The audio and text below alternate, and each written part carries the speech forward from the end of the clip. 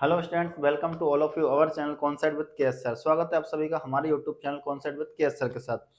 तो सबसे पहले तो आप सभी को मकर संक्रांति की हार्दिक शुभकामनाएं। आज जब ये क्लास रिकॉर्ड हो रही है तो मकर संक्रांति है, ठीक है। एंड हमने 11th क्लास की पॉलिटिकल साइंस स्टार्ट की थी। एंड 11th क्लास की पॉलिटिकल साइंस में हमने स्टूडेंट सबसे पहले जो बुक ली है पॉलिटिकल थ्योरी ली है। एंड इस पॉलिटिकल थ्योरी का चैप्टर नंबर फर्स्ट हमने कंप्लीट करा दिया है। आप प्ले लिस्ट में जाकर के देख सकते हो, ठीक है। प्ले लिस्ट का नाम क्या है? 11th क्लास पॉलिटिकल साइंस, ठीक है।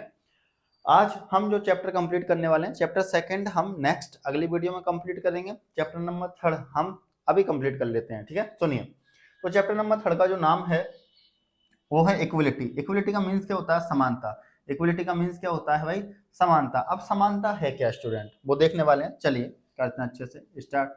सबसे पहले मीनिंग ऑफ इक्विलिटी। सबसे पहला टॉपिक की बात करें तो क्या है? Meaning of equality. अब मीनिंग ऑफ इक्विलिटी का मतलब क्या है कि समानता का अर्थ क्या है? समानता का अर्थ क्या है? तो सुनना ध्यान से। Equality means that all human being, equality means that all human being are equal. भाई इक्वलिटी का मतलब क्या है कि जितने भी ह्यूमन बीइंग हैं वो क्या हैं? इक्वल हैं, समान हैं। सिंपल बात, ये इक्वलिटी का मीन्स है बच्चों, ठीक है। इन ऑल एस्पेक्ट, सभी पहलुओं में, सभी एस्पेक्ट में, सभी एस्पेक्ट में क्या?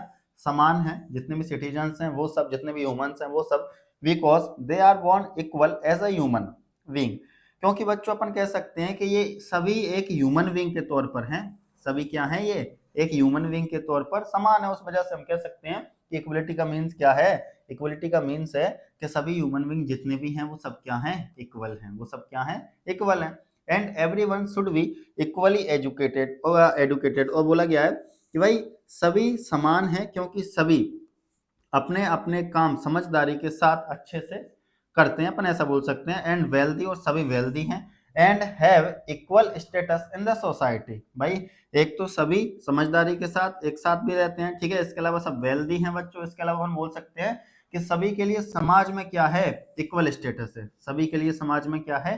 इक्वल स्टेटस है, ठीक है। तो आप समझ पाए इक्वलिटी का मतलब क्या है? इक्वलिटी का मीन्स है बच्चों कि सभी ह्यूमन बीइंग क्या हैं? इक्वल हैं, क्योंकि वो सभी ह्यूमन बीइंग के तौर पर हैं। एंड एक साथ एजुकेटेड हैं, मतलब अपन कह सकते हैं कि पूरे काम अपनी समझदारी के साथ में। और एजुकेटेड मतलब आप ऐसे भी ले सकते हो जैसे कि राइट टू एजुकेशन है, वहां से भी आप ले सकते हो। एंड सभी वेल्दी है। एंड इक्वल स्टेटस है सभी का समाज में। कंप्लीट है बच्चों यहाँ तक।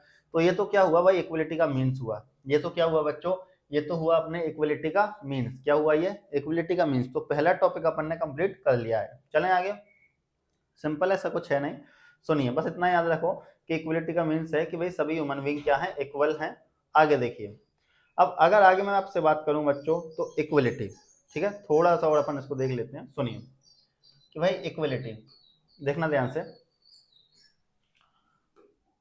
चलिए, इक्वलिटी, अगर आपको क्वालिटी थोड़ी कम लग रही हो तो थोड़ी क्वालिटी आप इनहेंस कर लें, ठीक है।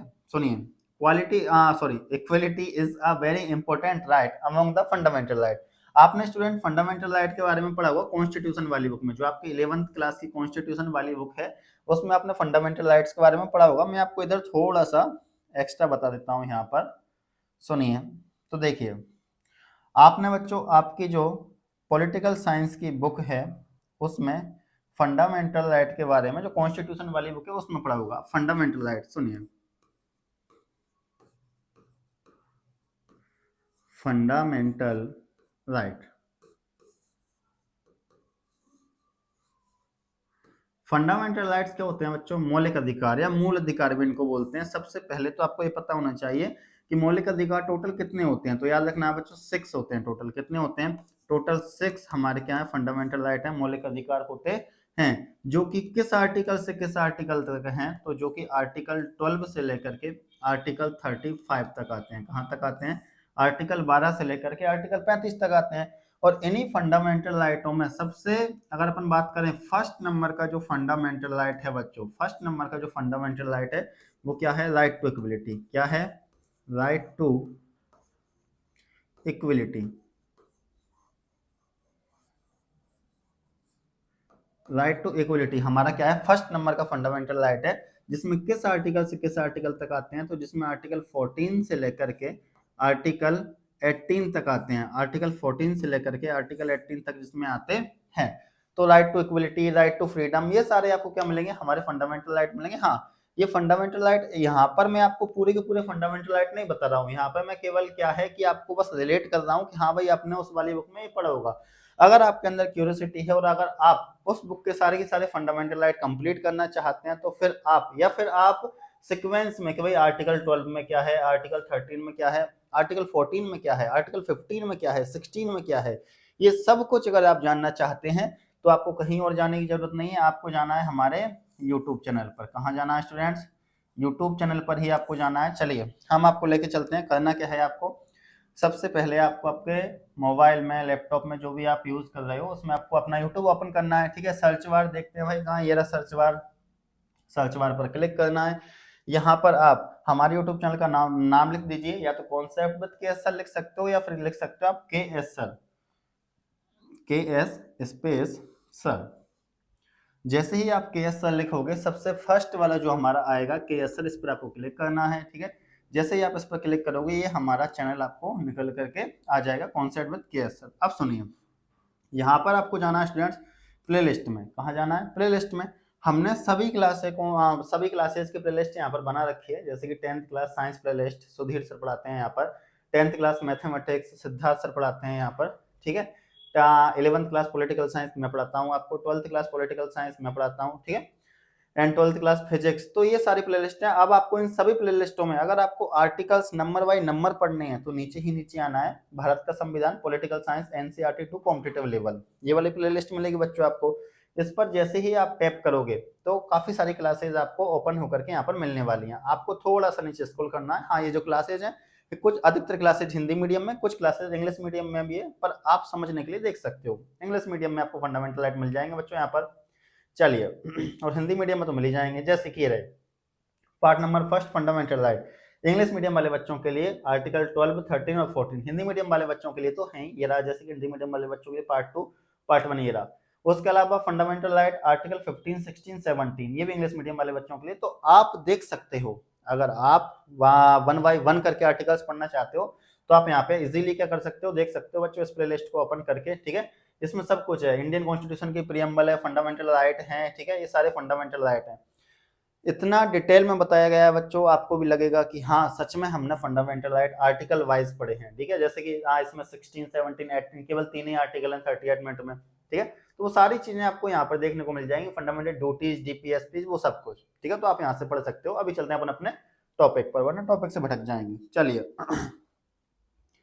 तो देखिए बच्चों, हम आ गए थे भाई कि भाई हमने देखा कि जो इक्वलिटी है, कि जो क्या है, जो इक्वलिटी है, जो समानता है, अधिकतर हमारे फंडामेंटल राइट में किसकी बात करते हैं, समानता की बात करते हैं। Equality claims that due to equal humanity all human being are entitled to equal importance and respect. भाई इक्वलिटी क्लेम करती है कि जितने भी ह्यूमन बीइंग हैं वो उन सबका महत्व, उन सबका इंपोर्टेंस क्या है, समान है, और सबकी रेस्पेक्ट क्या है, समान है। This concept is the feather of universal human rights. और ये जो कंसेप्ट है बच्चों, अपन कह सकते हैं कहां से आया, सार्वभौमिक अधिकारों से आया। सार्वभौमिक व्यस्क अधिकार कह सकते हैं, यूनिवर्सल मतलब सार्वभौमिक, ह्यूमन राइट्स आप जानते हो मानवीय अधिकार। तो सार्वभौमिक जो मानवीय अधिकार हैं बच्चों, वहां से कंसेप्ट अपन कह सकते हैं, उसमें भी मतलब पूरी दुनिया में कंसेप्ट चलता है, अपन ऐसा कह सकते हैं।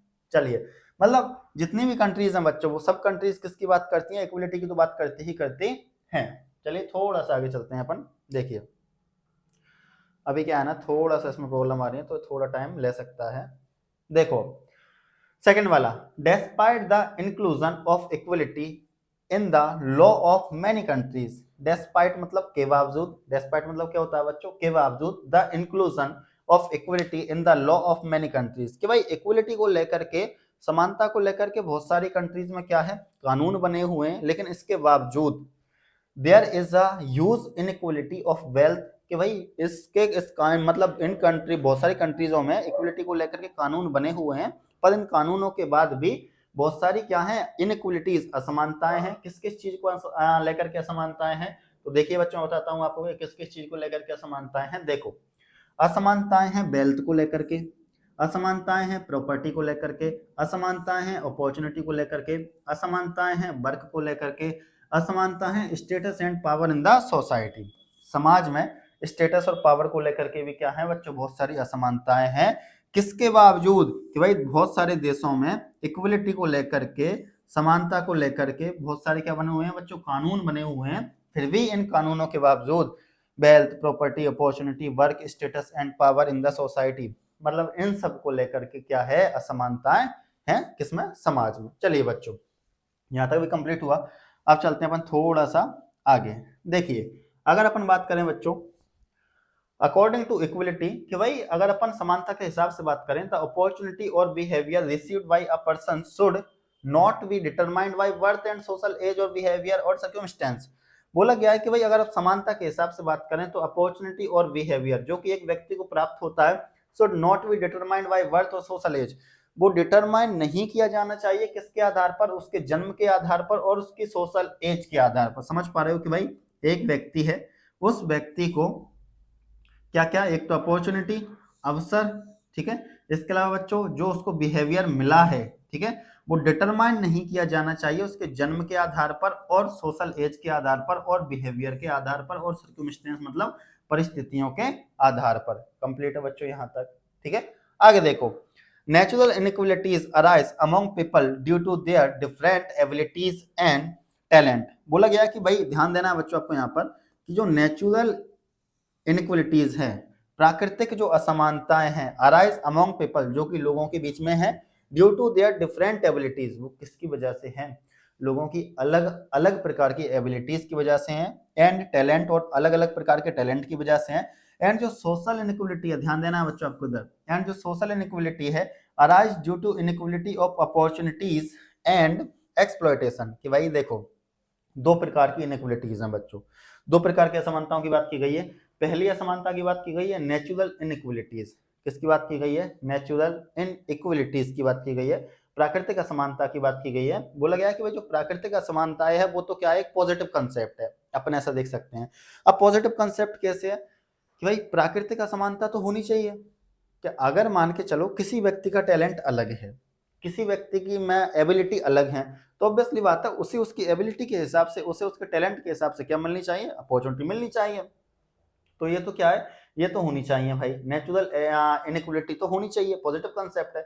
सोशल इनइक्वलिटी क्या है बच्चों, ये थोड़ा नेगेटिव कंसेप्ट है। कैसे कि भाई इसमें अपॉर्चुनिटी को लेकर के क्या है, असमानताएं हैं, एंड इसके साथ साथ इसमें शोषण है, एक्सप्लॉयटेशन है, इसमें क्या है बच्चों, शोषण है। तो ये क्या है, एक नेगेटिव कंसेप्ट है, ये क्या है, एक नेगेटिव कंसेप्ट है। तो हमने देखा बच्चों कि भाई जो असमानताएं हैं वो दो प्रकार की हैं, एक नेचुरल और एक क्या है, एक है अपना सोशल इनइक्वलिटी। नेचुरल इनइक्वलिटी किस किस चीज को लेकर के होगी, तो डिफरेंट डिफरेंट प्रकार का टैलेंट और डिफरेंट डिफरेंट प्रकार का अपन बोल सकते हैं एबिलिटी, ठीक है। और जो सोशल, और ये पॉजिटिव कंसेप्ट है बच्चों, और जो सोशल इनइक्वलिटी है, सामाजिक असमानता जो है बच्चों, वो क्या है, सामाजिक असमानता बच्चों एक नेगेटिव कंसेप्ट निकल करके सामने आता है, क्योंकि इसमें अपॉर्चुनिटी के हिसाब से क्या किया जाता है, असमानता की जाती है, जो कि व्यक्तियों क्या है, एक्सप्लॉयटेशन है, शोषण है। तो दो प्रकार की इनइक्वलिटीज हमने यहाँ पर देखी बच्चों, ठीक है। चलिए अपन चलते हैं थोड़ा सा आगे। देखो बच्चों अगर अपन बात करें कि भाई, एक मिनट थोड़ा और इसको ऊपर कर लेते हैं, सुनिए। अगर अपन बात करें बच्चों कि पॉजिटिव एस्पेक्ट ऑफ इक्वलिटी, कि इक्वलिटी के सकारात्मक पहलू क्या हैं, इक्वलिटी के पॉजिटिव एस्पेक्ट क्या है, सकारात्मक पहलू क्या है, तो सुनिए। The positive aspect of equality means providing equal citizenship to all the citizens। कि भाई पॉजिटिव एस्पेक्ट में अगर अपन देखें तो सबसे पहला जो पॉजिटिव एस्पेक्ट निकल करके आता है वो यही निकल के आता है कि सभी लोगों के लिए जो यहाँ के सिटीजन हैं उनको समान प्रकार की सिटीजनशिप। कैसे प्रकार की सिटीजनशिप बच्चों, समान प्रकार की सिटीजनशिप। सिटीजनशिप मतलब नागरिकता, सिटीजनशिप मतलब बच्चों नागरिकता। एक मिनट, सिटीजनशिप मतलब अपन क्या बोल सकते हैं, नागरिकता बोल सकते हैं, ठीक है। अब नागरिकता के बारे में भी थोड़ा हम जानेंगे, चलो हम इधर ही जान लेते हैं थोड़ा सा। सबसे पहले फिर से एक बार रिवाइज कराता हूँ। The positive aspect of equality means providing equal citizenship to all the citizens. कि भाई पॉजिटिव एस्पेक्ट अगर अपन देखें इक्वलिटी का तो क्या है बच्चों कि जितने भी सिटीजन है उन सबको इक्वल सिटीजनशिप प्रोवाइड कराई जाए, उन सबको क्या है समान नागरिकता प्रोवाइड कराई जाए। इसको पढ़ लेते हैं, उसके बाद चलते हैं उधर।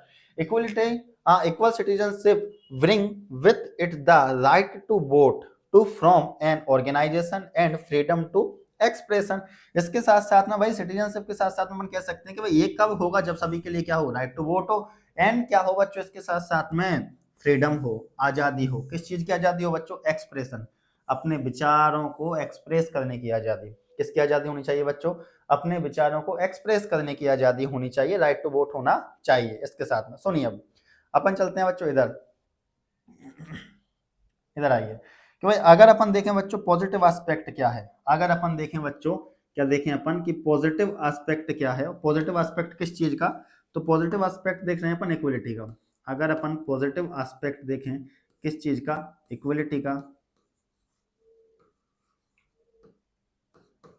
पॉजिटिव एस्पेक्ट देखें बच्चों इक्वलिटी का, तो पॉजिटिव एस्पेक्ट कहता है कि जितने भी सिटीजन हैं, पॉजिटिव एस्पेक्ट क्या कहता है बच्चों, कि जितने भी सिटीजन हैं उन सब सिटीजन को जो नागरिकता प्रोवाइड कराई जाए वो इक्वल कराई जाए। मतलब सभी सिटीजन्स को इक्वलिटी के आधार पर क्या प्रोवाइड करानी चाहिए, सिटीजनशिप प्रोवाइड कराई जानी चाहिए। क्या प्रोवाइड कराई जानी चाहिए,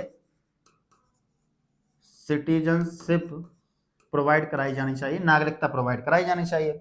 अब इक्वल सिटीजनशिप का मतलब भी यहाँ पर यही है कि भाई सभी व्यक्तियों के लिए क्या हो, राइट टू वोट हो। क्या हो बच्चों, राइट टू वोट हो, ठीक है, वोट देने का अधिकार हो, अपन ऐसा कह सकते हैं। इसके साथ साथ में क्या हो, उनको फ्रीडम हो। क्या हो बच्चों, उनको उनको हो फ्रीडम। किस चीज की freedom, freedom to express your view, उनके जो खुद के व्यू हैं बच्चों, ठीक है, अपन कह सकते हैं कि उनको खुद के व्यू को एक्सप्रेस करने की क्या होनी चाहिए, एक्सप्रेशन की आजादी होनी चाहिए। किसकी आजादी होनी चाहिए, एक्सप्रेशन की आजादी होनी चाहिए, ठीक है। तो याद रखना है बच्चों कि अगर अपन देखें कि पॉजिटिव एस्पेक्ट क्या है इक्वलिटी का, अगर अपन देखें बच्चों एक बार देखो ध्यान से, अगर अपन देखें कि इक्वलिटी का पॉजिटिव एस्पेक्ट क्या है, तो इक्वलिटी का पॉजिटिव एस्पेक्ट है कि जितने भी सिटीजन्स हैं, जितने भी नागरिक हैं बच्चों, उन नागरिकों को जो नागरिकता प्रोवाइड कराई जानी चाहिए वो इक्वलिटी के आधार पर प्रोवाइड करानी चाहिए। और इक्वलिटी के आधार पर नागरिकता का मतलब क्या है कि सिटीजनशिप जो है वो सबकी सेम हो। सिटीजनशिप क्या है, सबकी सेम है बच्चों। देखो अगर अपन बात करें इंडिया में, तो इंडिया में बच्चों सिंगल सिटीजनशिप है अपने यहाँ पर। अपने यहाँ पर क्या है, सिंगल सिटीजनशिप है, एकल नागरिकता है बच्चों अपने यहाँ पर, बताऊंगा कैसे।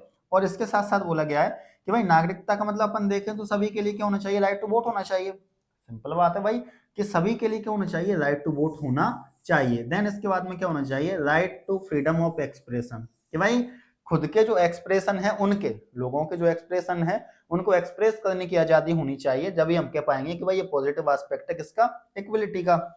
अब अगर आपको बच्चों सिटीजनशिप मेन मुद्दा है हमारे यहाँ पर, सिटीजनशिप अगर आपको इसको डिटेल में पढ़ना है बच्चों, तो आपको सेम हमारे यूट्यूब चैनल पर जाकर के जो अभी मैंने आपको प्लेलिस्ट बताई थी, आप उसी प्लेलिस्ट में जाना, नीचे ही नीचे आपको मिल जाएगी कॉन्स्टिट्यूशन ऑफ इंडिया, ठीक है। उसी प्लेलिस्ट में आपको मिल जाएगा टॉपिक सिटीजनशिप, इंग्लिश मीडियम वाले बच्चों के लिए भी और हिंदी मीडियम वाले बच्चों के लिए।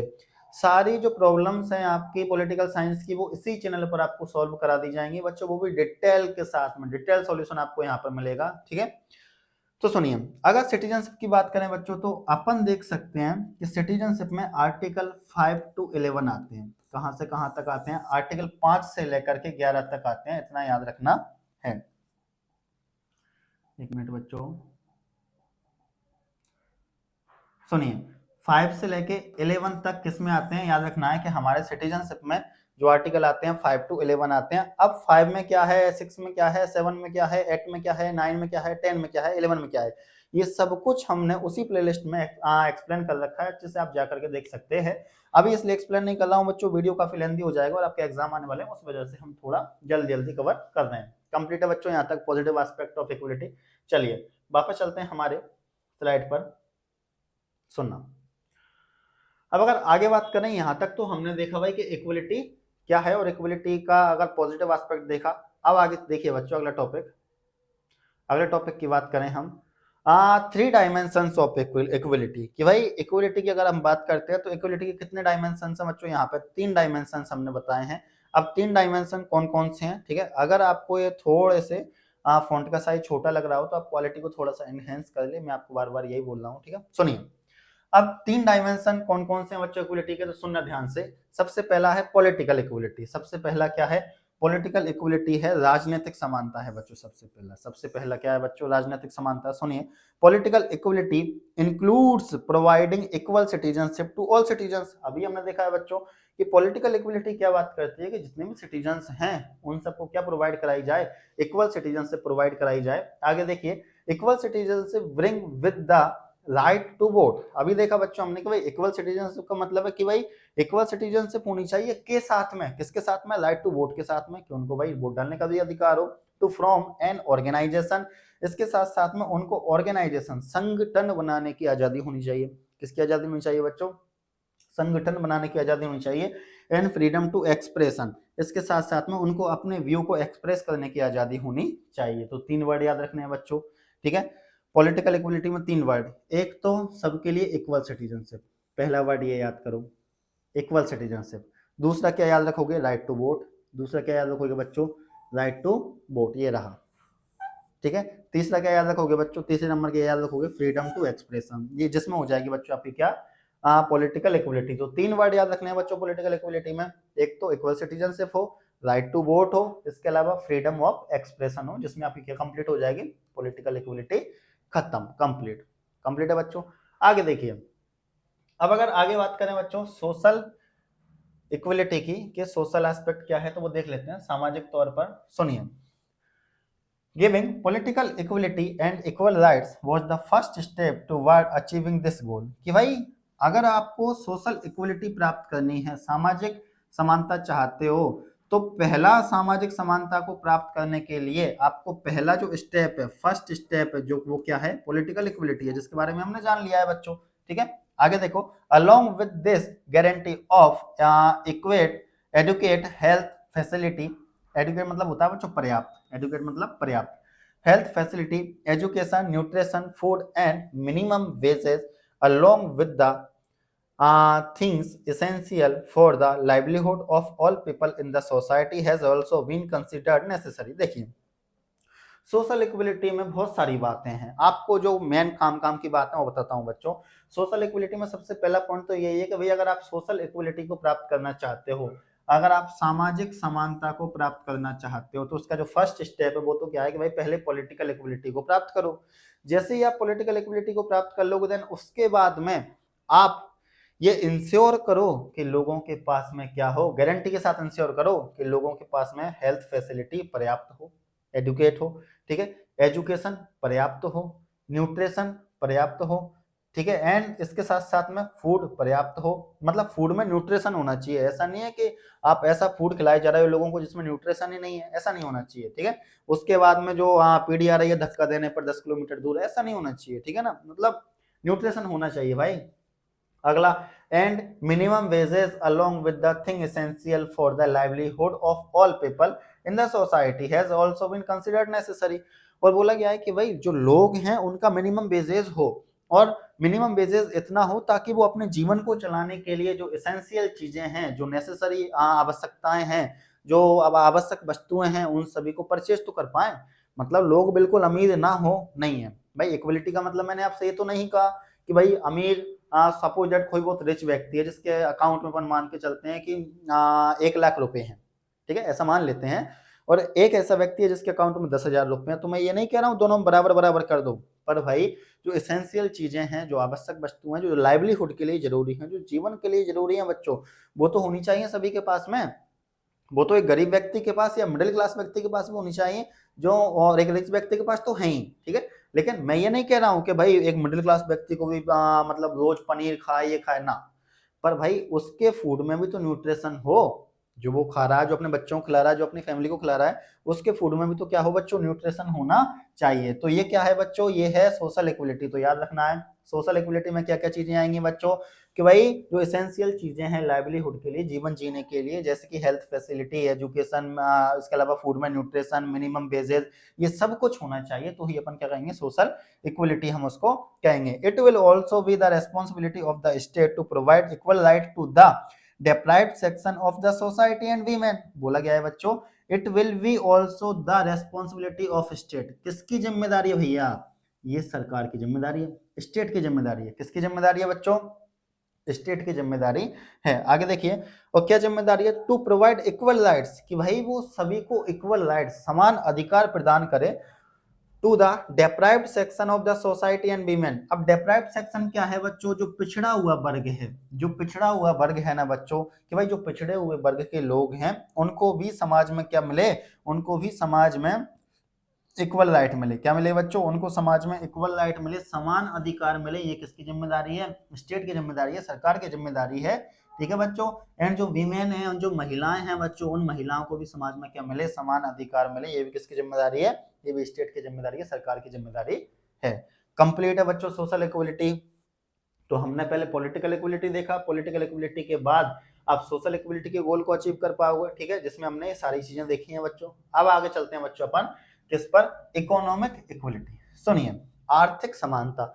The aim of economic equality is to reduce the gap between the rich and poor group. कि भाई इकोनॉमिक इक्वलिटी की बात करें भाई, तो इकोनॉमिक इक्वलिटी कहती है कि जो गैप है, जो गैप है किस किस के बीच में, रिच अमीरों के बीच में, और पुअर मतलब अमीर और गरीब के बीच में जो गैप है, उस गैप को रिड्यूस करना। उस गैप को क्या करना बच्चों, उस गैप को रिड्यूस करना ही क्या है, इकोनॉमिक इक्वलिटी है। 4 पॉइंट मैंने आपको बताए हैं, मतलब 4 वर्ड आपको बताए हैं। 4 वर्ड में सबसे पहले की अगर मैं बात करूं, जस्ट अ मिनट, 4 वर्ड बताए बच्चों, 4 वर्ड बताए हैं। इकोनॉमिक इक्वलिटी क्या बात करता है भाई, कि रिड्यूस कर देना, समाप्त कर दो, खत्म कर दो, किस चीज को, जो गैप है, किस किस के बीच में गैप है, अमीर और गरीबी का जो गैप है, अमीरों और गरीबों के बीच में जो गैप है ना बच्चों, उस गैप को समाप्त कर दो। किस चीज का गैप, आर्थिक स्थिति का गैप। ठीक है, इकोनॉमिक कंडीशंस का गैप, इस जो गैप है बच्चों इसको क्या करो, समाप्त करो। यही कौन बात करती है, economic equality. It is true, यह सत्य है, दैट की कंप्लीट इक्वलिटी ऑफ वेल्थ और income has probably never existed in any society. भाई यह बात बिल्कुल सत्य है, इट इज ट्रू, यह बात बिल्कुल सत्य है। क्या सत्य है, कि भाई जो कंप्लीट इक्वलिटी है, जो पूर्ण समानता है, किस किस चीज में, वेल्थ में, विकास में, और इनकम में, ये क्या है बच्चों, probably never existed in any society, किसी भी समाज में ये एग्जिस्ट नहीं कर सकती, संभव नहीं है। तो अपन कह सकते हैं भाई कैसे संभव हो सकता है, किसी भी समाज में ऐसे कैसे हो सकता है बच्चों की सभी के पास पैसा बराबर हो जाए, फिर काम कौन किसके पास करेगा, फिर तो कोई काम ही नहीं करना चाहेगा बच्चों, फिर कोई शॉप क्यों खोलना चाहेगा, कोई दुकान क्यों लगाना चाहेगा। ठीक है, तो अब सुनिए, तो भाई ऐसा जरूरी मतलब ऐसा बिल्कुल भी नहीं है कि कंप्लीट इक्वलिटी मतलब अपन कह सकते हैं पूर्ण समानता किसी भी समाज में स्थापित हो जाए, और किस चीज को लेकर के, वेल्थ को लेकर के और इनकम को लेकर के, ऐसा बिल्कुल नहीं हो सकता है किसी भी समाज में। समाज में इनइक्वलिटी तो रहेगी, समाज में असमानताएं तो रहेंगी, पर असमानताओं में ध्यान रखना है कि लोगों के पास उनके लाइवलीहुड के लिए, उनके जीवन जीने के लिए तो रिसोर्सेज होनी चाहिए भाई। ठीक है, तो समाज में ऐसा तो बिल्कुल नहीं हो सकता, बट डेमोक्रेटिक स्टेट अगर अपन बात करें, लेकिन एक लोकतांत्रिक देश में gives a person a chance to improve its condition by providing equal opportunity. लेकिन बोला गया है, बट एक डेमोक्रेटिक कंट्री, लेकिन बोला गया है डेमोक्रेटिक स्टेट, कि एक लोकतांत्रिक देश में, एक लोकतांत्रिक राज्य में क्या होना चाहिए बच्चों, एक व्यक्ति को, एक पर्सन को a chance to improve his condition, एक चांस देना चाहिए ताकि वो क्या कर सके, अपनी कंडीशन को क्या कर सके बच्चों, इंप्रूव कर सके, अपनी कंडीशन को क्या कर सके, इंप्रूव कर सके, बाय प्रोवाइडिंग इक्वल अपॉर्चुनिटी। और ये कैसे संभव होगा, ताकि उसको क्या करो, उसको इक्वल अपॉर्चुनिटी प्रोवाइड कराओ। लाइट जा चुकी है, चलिए स्टूडेंट्स, तो यहाँ तक तो अपना हो गया था। लाइट चली गई थी, आपको पता है पिछले वाली वीडियो में, तो वहां से हमारा स्टॉप हो गया था, मतलब हमने देख लिया था 11th क्लास किसी क्लास में कि भाई पॉलिटिकल, सोशल और इकोनॉमिक इक्वलिटी क्या होती है, यहाँ तक तो हमने कंप्लीट कर लिया था। अब चलते हैं आगे। ठीक है, तो सुनिए, अब अगला टॉपिक जो हमारा आता है वो है भाई कि इम्पोर्टेंस ऑफ इक्वलिटी, कि इक्वलिटी का इम्पोर्टेंस क्या है। अगला टॉपिक क्या आता है स्टूडेंट्स हमारा, अगला टॉपिक आता है कि इम्पोर्टेंस ऑफ इक्वलिटी, इक्वलिटी का इम्पोर्टेंस क्या है। तो सुनिए, सबसे पहला, equity is necessary for freedom. भाई इक्विटी, जो इक्विटी है, समानता है, वो जरूरी है किस चीज के लिए, आजादी के लिए, फ्रीडम के लिए। किस चीज के लिए आवश्यक है बच्चों, आजादी के लिए। Due to equality no one discriminate between citizens. बोला गया है कि इक्वलिटी के अकॉर्डिंग अगर देखा जाए तो कोई भी ऐसा नहीं है जो डिस्क्रिमिनेशन कर पाएगा, मतलब भेदभाव करे, किसके लिए, किसके साथ में, सिटीजन्स के साथ में। मतलब अपन ऐसा कह सकते हैं कि इक्वलिटी ये कहती है कि भाई सिटीजन्स के साथ में कोई भी भेदभाव नहीं करेगा, इतना याद रखना है बच्चों। On the basis of caste, इनको ध्यान रखना है बच्चों, on the basis of caste, religion, language, ठीक है, एंड लीनिएज, कलर, जेंडर, मतलब वंश, ठीक है। तो सुनिए बच्चों, तो बोला गया है कि भाई इक्वलिटी का मतलब है कि सिटीजन्स के साथ में कोई भी भेदभाव नहीं कर पाएगा। कुछ आधार दिए गए हैं, कुछ बेसिस दिए गए हैं, इन आधार पर सबसे पहला आधार है बच्चों कास्ट के आधार पर कोई किसी के साथ में क्या नहीं करेगा, डिस्क्रिमिनेशन नहीं करेगा। रिलीजन के आधार पर कोई किसी के साथ डिस्क्रिमिनेशन नहीं करेगा। लैंग्वेज के आधार पर भी कोई किसी के साथ डिस्क्रिमिनेशन नहीं करेगा। और लीनियज, वंश के आधार पर कोई किसी के साथ डिस्क्रिमिनेशन नहीं करेगा। कलर के आधार पर कोई किसी के साथ डिस्क्रिमिनेशन नहीं करेगा। और जेंडर के आधार पर कोई किसी के साथ क्या नहीं करेगा बच्चों, डिस्क्रिमिनेशन नहीं करेगा। इतना आपको याद रखना है। तो यहाँ पर मैं इनको हाईलाइट कर देता हूँ बच्चों के किस किस आधार पर डिस्क्रिमिनेशन अलाउ नहीं है, ठीक है। तो सुनते जाइए। एक तो कास्ट, एक बार फिर से कर देता हूँ मैं कास्ट को। एक तो ये कास्ट हो गया बच्चों, एक रिलीजन हो गया, एंड एक लैंग्वेज हो गया, ठीक है, एक लीनिएज मतलब वंश हो गया, एक कलर हो गया, और एक अपना जेंडर हो गया। इन आधारों पर किसी के द्वारा भी सिटीजन्स के साथ भेदभाव नहीं किया जाएगा, इतना आपको याद रखना है। कंप्लीट है बच्चों, अब आगे चलें। देखिए, to get social justice and social freedom equality is very important for this, कि भाई दो चीजें बताई गई हैं। देखो बच्चों, एक सोशल जस्टिस, एक क्या बताई गई है, सोशल जस्टिस, एंड एक बताया गया है सोशल फ्रीडम। एक क्या बताया गया है, सोशल फ्रीडम, कि सोशल जस्टिस और सोशल फ्रीडम इन दोनों के लिए क्या जरूरी है, इन दोनों के लिए इक्वलिटी का होना जरूरी है। कि भाई अगर आपको सामाजिक न्याय, ठीक है, और अगर आपको सामाजिक स्वतंत्रता चाहिए तो फिर इसके लिए क्या करना पड़ेगा, इसके लिए अपन कह सकते हैं इक्वलिटी का होना आवश्यक है। इसके लिए क्या है बच्चों, इक्वलिटी का होना आवश्यक है। आगे देखिए, in democracy equality is necessary for the rule of God law, मतलब अपन ऐसा बोल सकते हैं, यहाँ पे रूल ऑफ लॉ लिख लो, इसको कट कर देना, एक मिनट, अपन ऐसा कर लेते हैं। देखिए यहाँ पे, ठीक है, रूल ऑफ लॉ या गुड लॉ, ठीक है। सुनिए ध्यान से, इन डेमोक्रेसी, एक लोकतांत्रिक देश में, किसकी बात की जा रही है बच्चों, एक लोकतांत्रिक देश की इक्वलिटी इज नेसेसरी, कि भाई समानता जरूरी है, for the rule of good law, कि भाई अच्छा कानून जो बन सके, अपन बोल सकते हैं कि कानून व्यवस्था बनी रहे, इसके लिए क्या जरूरी है, किसी भी लोकतांत्रिक देश में क्या जरूरी है बच्चों, इक्वलिटी जरूरी है। क्या जरूरी है, इक्वलिटी जरूरी है, ठीक है। अदरवाइज अगर ऐसा नहीं हुआ तो डेमोक्रेसी हैज नो वैल्यू, कि भाई अगर किसी लोकतांत्रिक देश में, अगर किसी डेमोक्रेटिक कंट्री में मान के चलो इक्वलिटी नहीं है, तो फिर इस प्रकार की डेमोक्रेसी का कोई मतलब नहीं रह जाता है। अगर किसी लोकतांत्रिक देश में क्या नहीं है बच्चों, डेमोक्रेसी नहीं है, तो इस प्रकार की सॉरी, अगर किसी लोकतांत्रिक देश में इक्वलिटी नहीं है तो इस प्रकार की डेमोक्रेसी का कोई मतलब नहीं रह जाता है, इतना याद रखना है। आगे देखिए, the meaning of fundamental right is also due to equality, भाई अगर आप मीनिंग देखें फंडामेंटल राइट का, किसका मीनिंग देखें बच्चों, अगर आप देखें मीनिंग ऑफ फंडामेंटल राइट, सुनिए, फंडामेंटल राइट का अगर आप मीनिंग देखेंगे तो फंडामेंटल राइट का जो मीनिंग निकल के आता है वो भी क्या है, इक्वलिटी। अधिकतर फंडामेंटल राइट हमारे, तो भाई अधिकतर क्या, सभी, अधिकतर अधिकतर सभी हमारे फंडामेंटल राइट किसके बारे में बात कर रहे हैं बच्चों, इक्वलिटी के बारे में बात कर रहे हैं। Equality is very important for the development of all. इसके साथ साथ बोला गया है कि भाई जो इक्वलिटी होती है, जो समानता होती है, सभी के डेवलपमेंट के लिए क्या है, नेसेसरी है। सभी के डेवलपमेंट के लिए क्या है बच्चों, नेसेसरी है, जरूरी है, आवश्यक है, इतना याद रखना है, ठीक है।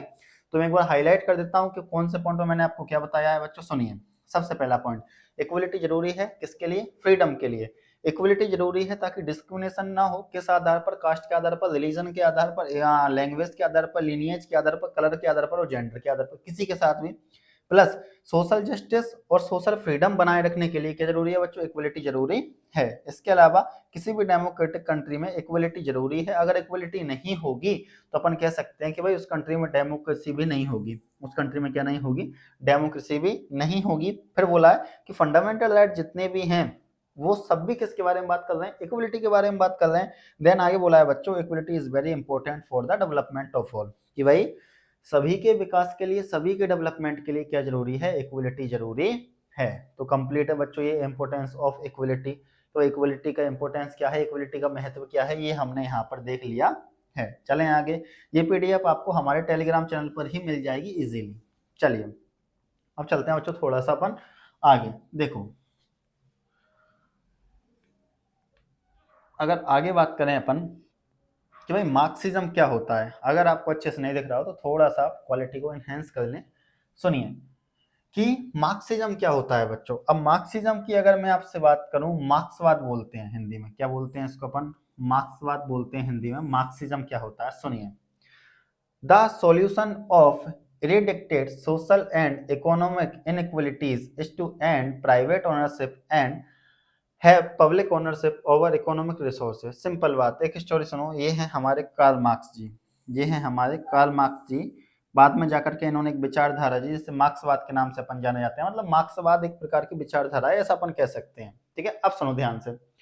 मतलब जो लोग मार्क्सवाद में या मार्क्सिज्म में विश्वास करते हैं, उनका मानना ये है कि भाई एक तो जो प्राइवेट ओनरशिप है, जो क्या है बच्चों, प्राइवेट ओनरशिप है, वो समाप्त होनी चाहिए।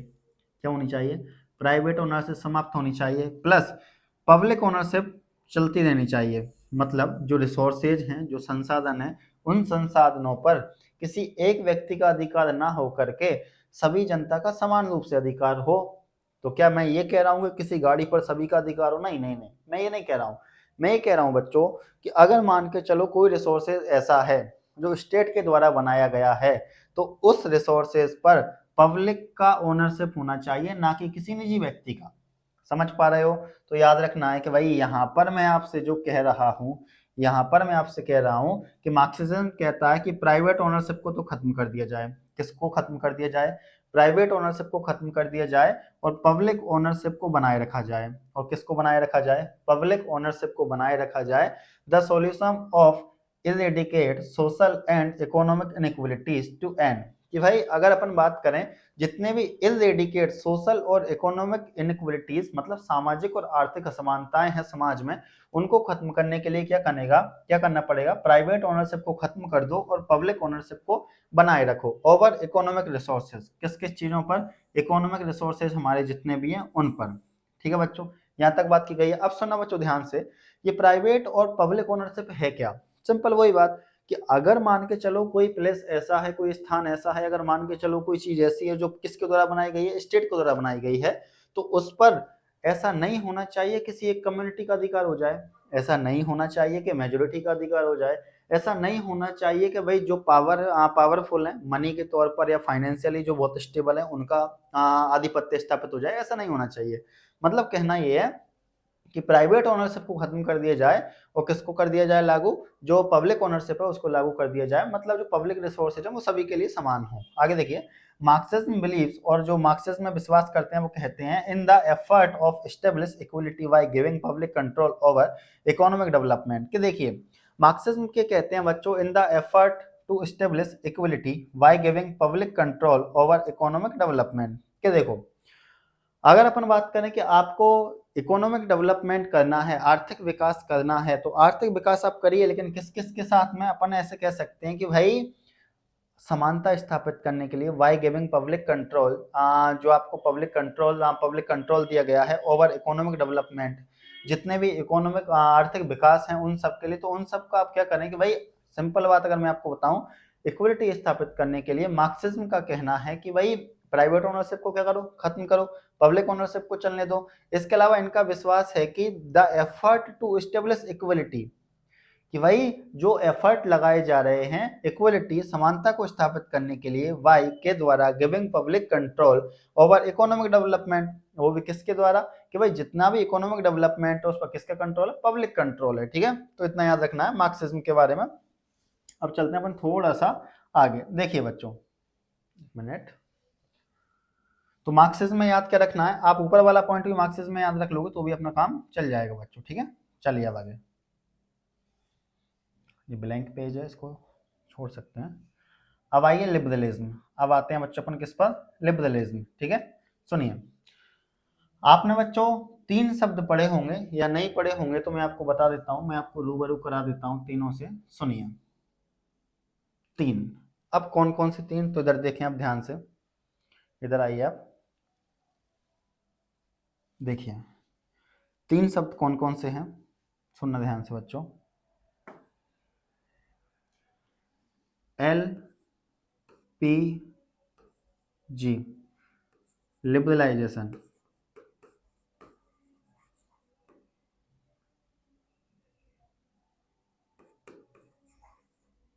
एक मिनट,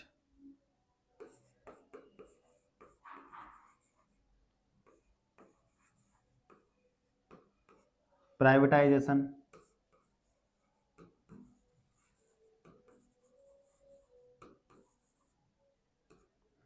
राइटिंग अगर आपको समझ में नहीं है थोड़ा मैनेज करें, मैं वैसे बोल तो रहा हूँ। एक ग्लोबलाइजेशन,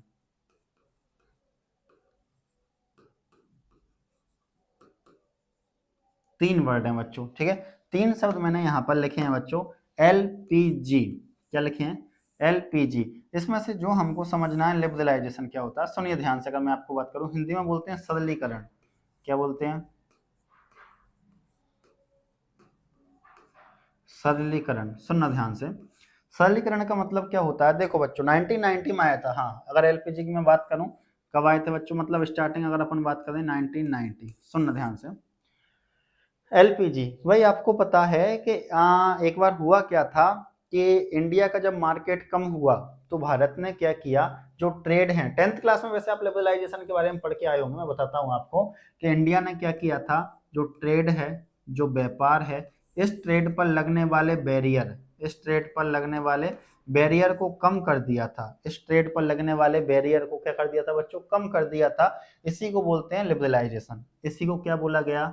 इसी को बोला गया लिबरलाइजेशन। मतलब अब ट्रेड पर लगने वाले बैरियर को कम कर दिया, इसका मतलब क्या है? इसका मतलब ये है भाई कि अब आसानी से कोई भी कंट्री हमारे साथ व्यापार कर सकती है। अच्छा, लिबरलाइजेशन करने का रीजन क्या रहा होगा बच्चों? सिंपल बात, देखो, लिबरलाइजेशन करने का रीजन रहा होगा बच्चों कि हम क्या चाहते हैं, ज्यादा से ज्यादा ट्रेड करना। क्यों? क्योंकि अगर ज्यादा से ज्यादा ट्रेड होगा तो ऑब्वियसली बात है कि ज्यादा से ज्यादा इकोनॉमिक प्रॉफिट हमको होगा, और अगर इकोनॉमिक प्रॉफिट हमको ज्यादा से ज्यादा होगा तो ऑब्वियसली बात है कि हमारी जीडीपी और पर कैपिटल इनकम बढ़ेगी, जिससे हमारा देश और विकास करेगा और डेवलपमेंट करेगा। तो हमने क्या किया था 1990 में, 1990 में भाई हमने क्या किया था कि जो ट्रेड पर लगने वाले बैरियर हैं उनको कम कर दिया था। ट्रेड पर आने वाले जो बैरियर हैं, बैरियर क्या है? टैक्स। बैरियर क्या था? टैक्स। तो हमने टैक्स को क्या कर दिया था बच्चों? टैक्स को कम कर दिया था। इसी को बोला गया था लिबरलाइजेशन। इसी को क्या बोला गया था? लिबरलाइजेशन। प्राइवेटाइजेशन क्या होता है, थोड़ा इसके बारे में भी जान लेते हैं। देखो, प्राइवेटाइजेशन, राइटिंग का थोड़ा दोबारा लिखने दो बच्चों।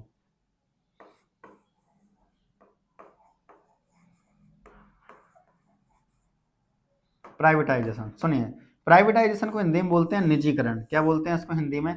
निजीकरण बोलते हैं। इसका मतलब क्या है कि जब स्टेट, ध्यान देना है, जब स्टेट, स्टेट मतलब सरकार, जब स्टेट अपने रिसोर्सेज का कंट्रोल किसी प्राइवेट इंडिविजुअल को दे दे। किसको दे दे? किसी प्राइवेट इंडिविजुअल को दे दे। इसी को बोलते हैं प्राइवेटाइजेशन। इसी को क्या बोलते हैं? प्राइवेटाइजेशन। के जब स्टेट अपने रिसोर्सेज का कंट्रोल किसको दे दे? किसी प्राइवेट इंडिविजुअल को दे दे। इसी को क्या बोलते हैं बच्चों? अपन प्राइवेटाइजेशन। कंप्लीट है यहाँ तक? तो लिबरलाइजेशन याद रखना है बच्चों। लिबरलाइजेशन क्या होता है कि जब ट्रेड में आने वाले बैरियर को कम कर दिया जाता है। बैरियर क्या है बच्चों? टैक्स। ठीक है, तो ट्रेड में लगने वाले बैरियर को कम कर दिया जाएगा तो हो जाएगा भाई लिबरलाइजेशन। प्राइवेटाइजेशन क्या होता है? जब स्टेट रिसोर्सेस का कंट्रोल इंडिविजुअल प्राइवेट इंडिविजुअल को प्रोवाइड करा देती है, तो इसे को क्या बोलते हैं अपन? प्राइवेटाइजेशन बोलते हैं। कि जब स्टेट रिसोर्सेज मतलब संसाधनों का कंट्रोल किसी प्राइवेट इंडिविजुअल या कम्युनिटी भी बोल सकते हो, ठीक है, तो इसी को अपन क्या बोलते हैं? प्राइवेटाइजेशन बोलते हैं। ग्लोबलाइजेशन क्या है, थोड़ा इसके बारे में भी देख लो बच्चों। ग्लोबलाइजेशन क्या है, अब जान लेते हैं थोड़ा ग्लोबलाइजेशन के बारे में। आपका हो तो नेक्स्ट पेज पर बता दूं। चलिए, चलो यहीं बता देता हूँ। देखिए, ग्लोबलाइजेशन क्या होता है? ग्लोबलाइजेशन का मतलब है, जैसे कि सिंपल लैंग्वेज में अगर मैं आपको समझाना चाहूँ, कि जब इंडिया में बनी हुई कोई चीज अमेरिका में इजीली आपको मिल पा रही है, और अमेरिका में बनी हुई कोई चीज इंडिया में आपको मिल पा रही है। 10th क्लास में आप चैप्टर भी पढ़ करके आए हो बच्चों, ग्लोबलाइजेशन। ग्लोबलाइजेशन का मीन्स क्या है कि जब एक कंट्री के गुड्स एंड सर्विसेज दूसरी कंट्री में इजीली ट्रांसफर हो पा रहे हैं नीड के अकॉर्डिंग, और दूसरी कंट्री के गुड्स एंड सर्विसेज अपनी कंट्री में ट्रांसफर हो पा रहे हैं नीड के अकॉर्डिंग, और दोनों की कैपिटल एक दूसरे में चेंज हो रही हैं, तो इसी को क्या बोलते हैं बच्चों? इसी को बोलते हैं ग्लोबलाइजेशन। इसी को क्या बोलते हैं बच्चों? इसी को बोलते हैं अपन ग्लोबलाइजेशन। मतलब हिंदी में बोलेंगे वैश्वीकरण। क्या बोलेंगे? हिंदी में बोलेंगे वैश्वीकरण। क्या बोलते हैं हिंदी में, वैश्वीकरण बोलते हैं। तो अभी मैंने आपको क्या समझाया, LPG, liberalisation, privatisation, globalisation, 3 word मैंने आपको समझाए।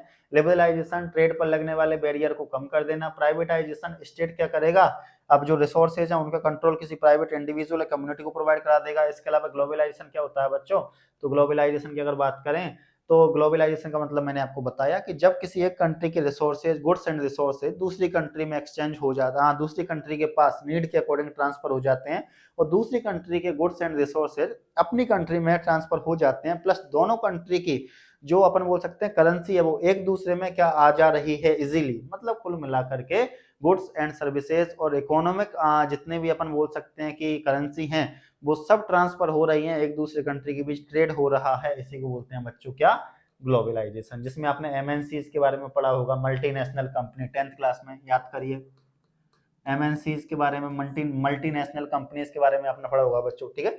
तो ये 3 वर्ड ना याद रखना है। तो सुनिए, अब चलते हैं वापस अपन अपनी स्लाइड पर। 3 वर्ड मैंने आपको अभी समझाया बच्चों, याद रखना है। तो अपने को पढ़ना है बच्चों लिबरलाइजेशन, अपने को पढ़ना क्या है, तो अपने को पढ़ना है बच्चों लिबरलाइजेशन, अपने को ये कंप्लीट करना है, ठीक है। तो सुनिए, अब इसके बारे में थोड़ा सा अपन जानते हैं, सुनो। देखिए अब liberalism, liberal support the principle of competition in the matter of distribution of resources in the society। कि भाई जितने भी लिबरल हैं, ध्यान देना है बच्चों, बोला गया है जितने भी लिबरल हैं, ये लिबरल क्या करते हैं, ये लिबरल करते हैं बच्चों सपोर्ट, ये क्या करते हैं, ये लिबरल सपोर्ट करते हैं किस चीज को, द प्रिंसिपल ऑफ, ध्यान देना है बच्चों आपको, the principle of competition in the matter of distribution of resources in the society and consider state intervention essential। कि भाई देखो, जो लिबरल हैं, लिबरल का कहना है ये सपोर्ट करते हैं, किस चीज को सपोर्ट करते हैं, ये सपोर्ट करते हैं एक प्रिंसिपल को। प्रिंसिपल कौन सा है, competition in the matter of distribution of resources in the society, कि समाज में जो डिस्ट्रीब्यूशन हो रहा है रिसोर्सेज का, उसमें प्रतिस्पर्धा के सिद्धांत को ये क्या करते हैं, सपोर्ट करते हैं। आगे देखना, एंड कंसीडर, और इसके साथ में कंसीडर करते हैं कि स्टेट इंटरवेंशन एसेंशियल, कि भाई स्टेट का इंटरवेंशन क्या है, जरूरी है। मतलब लिबरलिज्म का, जो लोग लिबरलिज्म को फॉलो करते हैं उनका कहना है कि भाई हाँ, ये एक सिद्धांत को फॉलो करते हैं बच्चों। सिद्धांत क्या है कि मार्केट में जब रिसोर्सेज का बंटवारा हो, किसका बंटवारा हो बच्चों, मार्केट में जब रिसोर्सेज का बंटवारा हो तो इसमें क्या होगा, कंपटीशन तो होगा, ठीक है, इसमें प्रतिस्पर्धा तो होगी, ठीक है। इसके साथ साथ ये कहते हैं कि भाई इस पूरी प्रोसेस में क्या होना चाहिए, स्टेट का इंटरवेंशन होना चाहिए। क्या होना चाहिए बच्चों, स्टेट का इंटरवेंशन होना चाहिए, स्टेट का क्या होना चाहिए, इंटरवेंशन होना चाहिए, ठीक है। लिबरल्स बिलीव, और लिबरल्स का मानना है, in bringing out capable individuals from the classes through open competition. और बोला गया है कि लिबरल्स का मानना होता है, मतलब जो लिबरल लोग हैं उनका मानना है, in bringing out capable individual from all classes through open competition, कि जितने भी अपन बोल सकते हैं क्लासेस के इंडिविजुअल्स हैं उन सब के लिए ओपन कंपटीशन है। देखिए स्टूडेंट्स, हमारा लिबरलिज्म तक कंप्लीट हो गया था। आज क्या हो रहा है ना कि लाइट 3 बार जा चुकी है और जो ये क्लास है वो 3 बार रिकॉर्ड हुई है, ठीक है। तो इसको क्या करना पड़ेगा, फिर मर्ज करके डालना पड़ेगा। उस वजह से थोड़ा सा आपको ऐसा लगता है कि इस क्लास में कैसे अप्स एंड डाउन आ रहे हैं, ठीक है, बट कोई ना, हो जाएगा। चलिए, लिबरलिज्म कंप्लीट हो गया, आपको अच्छे समय में आ गया होगा, ठीक है। अब आता है सोशलिज्म पर, अपन आते हैं अब सोशलिज्म, समाजवाद क्या होता है भाई, सोशलिज्म पर आते हैं। तो भाई समाजवाद क्या होता है, तो देखिए, अगर अपन बात करें समाजवादी या समाजवाद में विश्वास करने वाले लोगों का क्या मानना है, तो देखिए ध्यान से देखना है आपको, मैं एक करके बताता चलता हूँ यहाँ पे, सुनना। Socialism means inequal, socialism means equitable, sorry, socialism means equitable distribution of resources by minimizing inequalities। बोला गया है कि सोशलिज्म का मतलब है कि अगर जितने भी रिसोर्सेज हैं, जितने भी संसाधन हैं, उन संसाधनों का डिस्ट्रीब्यूशन, उन संसाधनों का वितरण अगर समान रूप से किया जाए, कैसे किया जाए, समान रूप से किया जाए, इक्विटेबल रूप से किया जाए, तो ये मिनिमाइज कर देगा, मतलब ये खत्म कर देगा या बहुत कम कर देगा इनइक्वलिटीज, मतलब असमानताओं को। मतलब कहना क्या चाह रहा है कि अगर रिसोर्सेज का वितरण समान रूप से किया जाए तो जो असमानताएं हैं उनको ये कम कर देगा। भाई इक्वलिटी का मतलब यही तो है। इक्वलिटी का मतलब क्या है कि जितने भी असमानताएं हैं उनको खत्म करना, उनको कम करना। तो अगर संसाधनों का वितरण, रिसोर्सेज का डिस्ट्रीब्यूशन समान रूप से किया जाएगा तो जितनी भी इनइक्वलिटीज हैं सोसाइटी में उन सबको क्या कर दिया जाएगा, मिनिमाइज कर दिया जाएगा या खत्म कर दिया जाएगा। अब एक समाज सुधारक के बारे में देख लेते हैं, राम मनोहर लोहिया। याद रखना है बच्चों नाम इनका, काफी इंपोर्टेंट पर्सनालिटी है ये, ठीक है। Ram Manohar Lohia ji a leading socialist thinker of India. Bharat के अगर समाजवादी विचारक के रूप में अपन देखें तो राम मनोहर लोहिया का नाम सबसे पहले आपको देखने को मिलेगा। मतलब ये कौन है, ये समाजवादी विचारक हैं, ठीक है। सोशलिज्म की अवधारणा को फॉलो भी करते हैं और इसके लिए इन्होंने बहुत कुछ बोला भी है। आगे देखो, according to socialism and Marxism, कि भाई अगर अपन सोशलिज्म समाजवादी विचारधारा के हिसाब से और मार्क्सिज्म और मार्क्सवादी विचारधारा के हिसाब से देखें, इकोनॉमिक इनइक्वलिटी की जो आर्थिक असमानता है वो प्रमोट करती है इनइक्वलिटीज, असमानताओं को। मतलब अगर आर्थिक रूप से असमानता रहेगी, मतलब अगर अपन कहें कि पैसों में बहुत ज्यादा असमानता है, एक के पास बहुत भर भर के पैसा है और एक बहुत गरीब है, तो अगर आर्थिक असमानता रहेगी बच्चों तो वो प्रमोट करेगी इनइक्वलिटीज, असमानताओं को। और कौन कौन सी असमानताओं को, एक तो सोशल स्टेटस, सोशल स्टेटस मतलब सामाजिक स्थिति, ठीक है। इसके अलावा और प्रिविलेज, विशेष अधिकार वाली असमानताओं को। इसके अलावा अगर आगे देखें, hence there is a need to go beyond equal opportunity and ensure public control of economic resources, ठीक है। और बोला गया है कि भाई इसके अगर अपन बाहर जाकर के देखें, इसके अलावा बात करें अपन, तो क्या करना चाहिए कि इक्वल अपॉर्चुनिटी, क्या करना चाहिए बच्चों, इक्वल अपॉर्चुनिटी पर ध्यान देना चाहिए। किस पर ध्यान देना चाहिए, समान अवसर पर ध्यान देना चाहिए। And ensure public control over economic resources, और जितने भी आर्थिक संसाधन हैं, जितने भी क्या हैं बच्चों, जितने भी आर्थिक संसाधन हैं, उन आर्थिक संसाधनों पर किसका, अपन बोल सकते हैं कि किसका कंट्रोल होना चाहिए, तो पब्लिक का कंट्रोल होना चाहिए। किसका कंट्रोल होना चाहिए बच्चों, पब्लिक का कंट्रोल होना चाहिए। इंस्टीड ऑफ प्राइवेट ओनरशिप, कि भाई प्राइवेट ओनरशिप नहीं होनी चाहिए, इंडिविजुअल का अधिकार नहीं होना चाहिए, प्राइवेट ओनरशिप नहीं होनी चाहिए, पब्लिक का अधिकार होना चाहिए। किस पर, इकोनॉमिक रिसोर्सेज पर। अगर ऐसा होता है तो समाज में जितनी भी असमानताएं हैं वो सब क्या हो जाएंगी, खत्म हो जाएंगी। एक बार समाप्त कर रहा हूं बच्चों, सोशलिज्म में हमने क्या पढ़ा कि सोशलिज्म की बात जब करें तो सोशलिज्म कहता है कि भाई अगर रिसोर्सेज हैं उनका समान रूप से डिस्ट्रीब्यूशन या वितरण किया जाए तो फिर क्या होगा, ये मिनिमाइज कर देगा किसको, असमानताओं को। राम मनोहर लोहिया एक क्या है, सोशलिस्ट अपन बोल सकते हैं, थिंकर है बच्चों।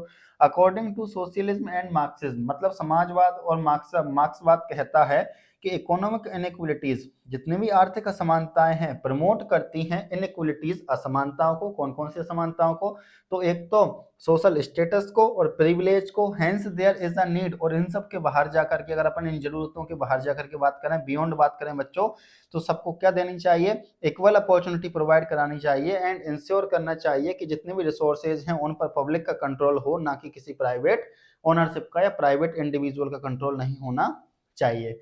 कंप्लीट है बच्चों यहाँ तक।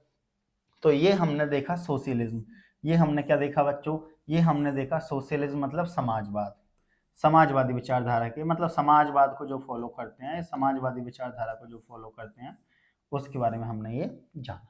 कंप्लीट है बच्चों यहाँ तक ये, ठीक है। अब चलते हैं थोड़ा सा आगे। देखिए अगर आगे बात करें, अब step taken by United State, कि भाई अमेरिका ने क्या कदम उठाए हैं, ये step taken by United State government to deal with inequality based on race, कि भाई वंश के आधार पर, किस आधार पर बच्चों, वंश के आधार पर, रेस के आधार पर जो असमानताएं हैं, जो इनइक्वलिटीज हैं, इन असमानताओं को खत्म करने के लिए यूनाइटेड स्टेट की गवर्नमेंट, यूएसए की सरकार ने, किसने बच्चों, यूएसए की सरकार ने कौन कौन से स्टेप्स, कौन कौन से कदम उठाए हैं, तो देखिए इन 1964 में यूएसए की गवर्नमेंट ने the civil right act pass किया था। कौन सा एक्ट पास किया था बच्चों, सिविल राइट एक्ट पास किया था। कब किया था बच्चों, याद रखना है 1964 में। कब किया था, 1964 में सिविल राइट एक्ट, मानव अधिकार अधिनियम। हिंदी में क्या बोलेंगे बच्चों इसको, हिंदी में बोलेंगे मानव, इधर लिख देता हूं मैं, मानव अधिकार अधिनियम, मानव अधिकार अधिनियम बोलेंगे उसको अपन, ठीक है। सुनिए अब, तो in 1964 the civil right act was passed by the government, आगे देखो, which attempt to establish equality on the basis of colour, race and religion.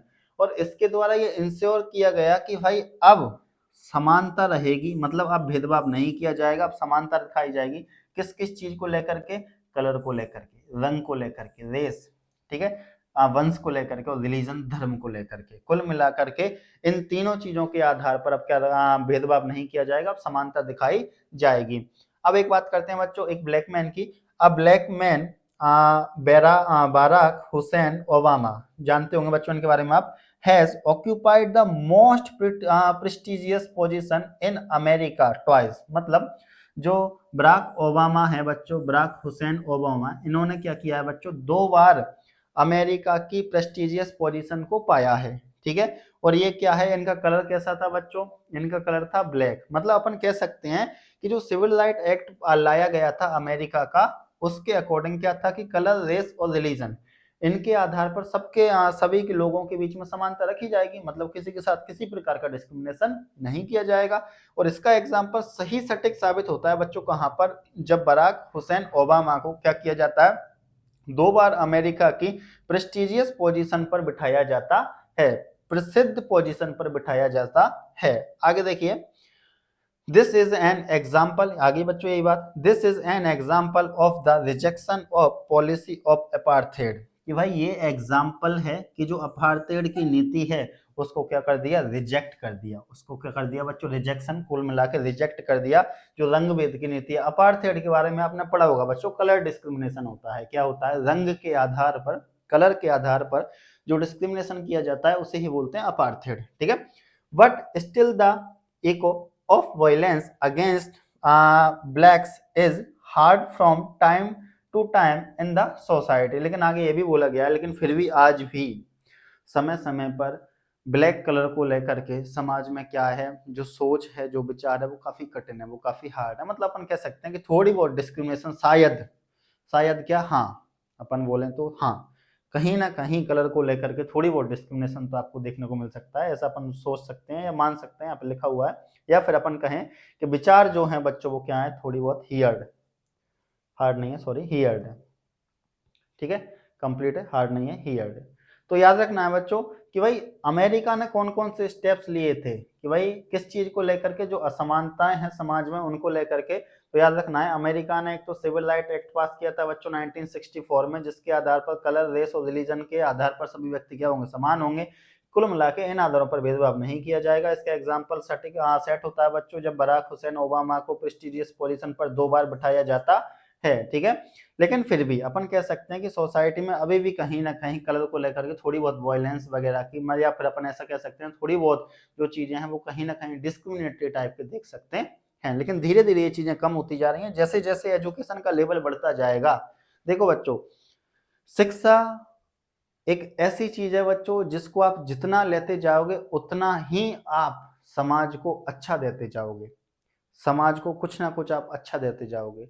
Depend करता है कि आप एजुकेशन को किस पर्पज के लिए ले रहे हो, आपका उद्देश्य क्या है एजुकेशन लेने का। कुछ लोगों का ये होता है कि हाँ भाई ठीक है एजुकेशन लेंगे, एक जॉब लग जाएंगे, उसके बाद अपना जीवन जैसा अपना जीवन जीता रहे तो वही जीना है। कुछ का ये होता है कि नहीं, मुझे कुछ और अच्छा करना है और बेहतर करना है। बेहतर में मैं बोलना चाह रहा हूँ कि पॉजिटिव चीज़ों की, समाज के लिए कुछ करना है, देश के लिए कुछ करना है, राज्य के लिए कुछ करना है, वो सारी बातें ठीक।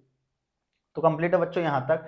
तो ये तो किसने उठाए थे, यूनाइटेड स्टेट ऑफ अमेरिका ने उठाए थे बच्चों। अब बात कर लेते हैं भारत की, भारत ने भी तो कुछ किया होगा। तो सुनिए, इंडियन गवर्नमेंट की बात करेंगे बच्चों। अब ये आपको पीडीएफ के फॉर्म में मिल जाएगा, डोंट वरी, हमारे टेलीग्राम चैनल पे आप जुड़ सकते हैं।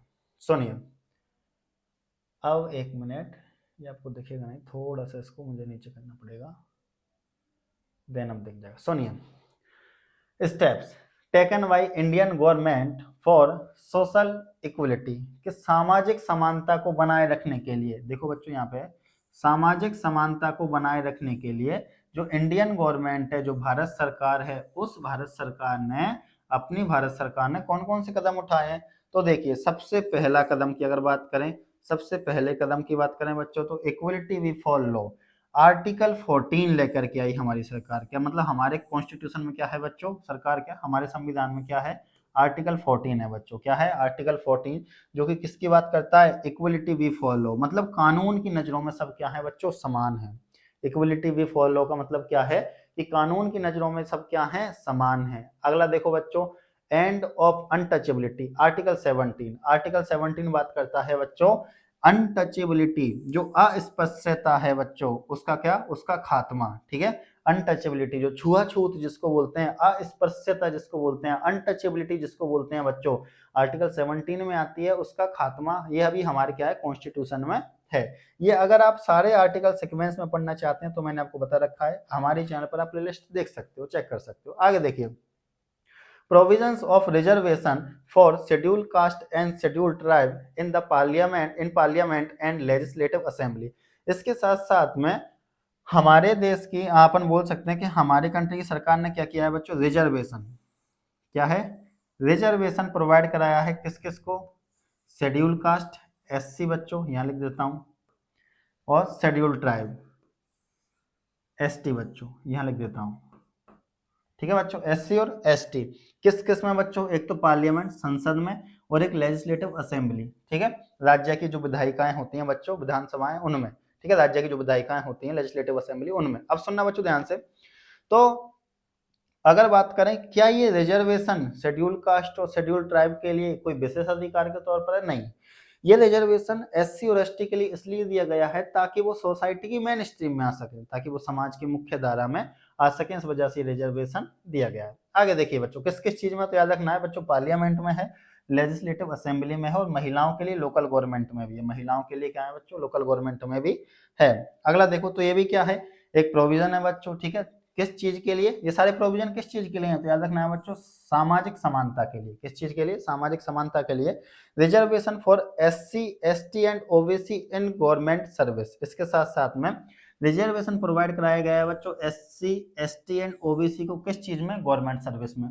किसमें, सरकारी सेवाएं जो होती हैं बच्चों, उनमें भी क्या है, एससी एसटी और ओबीसी को रिजर्वेशन प्रोवाइड कराया गया है। और जनरल वालों के लिए ईडब्ल्यूएस का प्रावधान किया गया है, economic backward caste, section EWS, EWS economic backward section. ठीक है, ईडब्ल्यूएस का, जिसके तहत जनरल कैटेगरी के किसी मैन या वुमेन कह सकते हैं, बॉय या गर्ल कह सकते हैं अपन, उसको 10% का रिजर्वेशन प्रोवाइड कराया जाएगा। उसके कुछ क्राइटेरिया है, जो क्राइटेरिया भी आप हमारे चैनल पर ईडब्ल्यूएस करके सर्च करोगे आपको मिल जाएगा। ठीक है, सुनिए अब, तो ये सारी बातें कंप्लीट हुई बच्चों आपको यहाँ पर। ठीक है, अभी ईडब्ल्यूएस के क्राइटेरिया नहीं बता रहा हूँ क्योंकि टॉपिक लंबा हो जाएगा, अपन आगे चलते हैं। तो सुनिए बच्चों, यहाँ तक कंप्लीट है। आगे देखिए, अगला एक और पॉइंट है। तो ये सब स्टेप किस चीज के लिए हैं, सामाजिक समानता के लिए हैं। ठीक है, जो कि इंडियन गवर्नमेंट ने लिए हैं। आगे देखिए बच्चों, सुनना, अगला लास्ट वाला देखिए, 33% रिजर्वेशन फॉर वीमेन या women in local government, article 73 और 74 में आता है बच्चों। देखिए, अगर अपन बात करें बच्चों, आर्टिकल 73 और 74 ये लोकल गवर्नमेंट के लिए थे बच्चों। ठीक है, अगर अपन बात करें 1992 में आए थे बच्चों, कब आए थे, 1992 में लाए गए थे, मतलब अपन ऐसा कह सकते हैं बच्चों। सुनिए, मतलब संविधान संशोधन के द्वारा, कॉन्स्टिट्यूशन अमेंडमेंट के द्वारा 73 और 74 को ऐड किया गया था। ठीक है, एक में क्या आती हैं, एक में पंचायतें आती हैं, एक में क्या आती हैं, नगर पालिकाएं आती हैं। ये भी आप हमारे ही प्लेलिस्ट में देख सकते हो। देखिए, अभी चलते हैं टॉपिक पर। ये सब कुछ चीजें आप फर्स्ट वाली बुक में पढ़ के आए हो, उस वजह से मैं यहाँ पे ये सारी की सारी चीजें डिटेल में नहीं करा रहा हूँ, क्योंकि क्लास लंबी हो जाएगी उस वजह से। तो भाई 33% रिजर्वेशन प्रोवाइड कराया गया है महिलाओं को, किस चीज में, लोकल गवर्नमेंट में बच्चों। कहां पर, लोकल गवर्नमेंट में महिलाओं को 33% रिजर्वेशन प्रोवाइड कराया गया है। तो हमारी सरकार के द्वारा सामाजिक समानता को स्थापित करने के लिए इतने सारे कदम उठाए गए हैं। एक बार समाप्त कर देता हूं बच्चों, आर्टिकल 14 लेकर के आया गया, जो कि इक्वलिटी बिफोर लॉ, कानून के समक्ष समानता, आर्टिकल 70 अनटचेबिलिटी की खात्मा की बात करता है। इसके अलावा SC ST की रिजर्वेशन की बात की गई है पार्लियामेंट और लेजिस्लेटिव असेंबली में। इसके अलावा SC ST और OBC की रिजर्वेशन की बात की गई है गवर्नमेंट सर्विसों में। इसके अलावा 33% रिजर्वेशन दिया गया है महिलाओं को, किसमें, लोकल गवर्नमेंट में। कंप्लीट है बच्चों यहाँ तक, ठीक है। अब चलते हैं अपन थोड़ा सा और आगे, चलिए।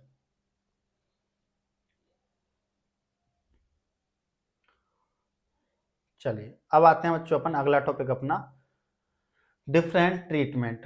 सुनना बच्चों ध्यान से, अब ये क्या है भाई, डिफरेंशियल ट्रीटमेंट। सुनना, differential treatment means that keeping in mind the different between people, कि भाई अगर अपन बात करें विभेदात्मक व्यवहार जो है, अलग अलग प्रकार का ट्रीटमेंट जो है, उसका मतलब क्या है, उसका मतलब है कि अलग अलग प्रकार का ट्रीटमेंट किया जाएगा। एक चीज को माइंड में रखे, एक बात को ध्यान में रखे कि भाई जो लोग हैं वो क्या है, अलग अलग हैं। मतलब कि मैं कहना ये चाह रहा हूं, आर्टिकल 14 के दो क्लॉज बताए थे मैंने आपको क्लास नंबर फर्स्ट में, एक तो इक्वलिटी बिफोर लॉ और एक इक्वल प्रोटेक्शन ऑफ लॉ, ठीक है।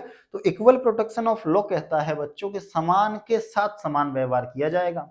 मतलब कि जो समान है उनके साथ समान व्यवहार करो, जो असमान है उनके साथ समान व्यवहार मत करो। उनके साथ जो असमान में कमजोर है, पिछड़ा हुआ है, उसको थोड़ी बहुत रिलीफ प्रोवाइड कर दो। समझ पा रहे हो बच्चों, ठीक है। तो बोला गया है कि भाई डिफरेंशियल ट्रीटमेंट का मतलब क्या है, एक बात को माइंड में रख करके इसके लिए प्रोविजन बनाए जाएंगे।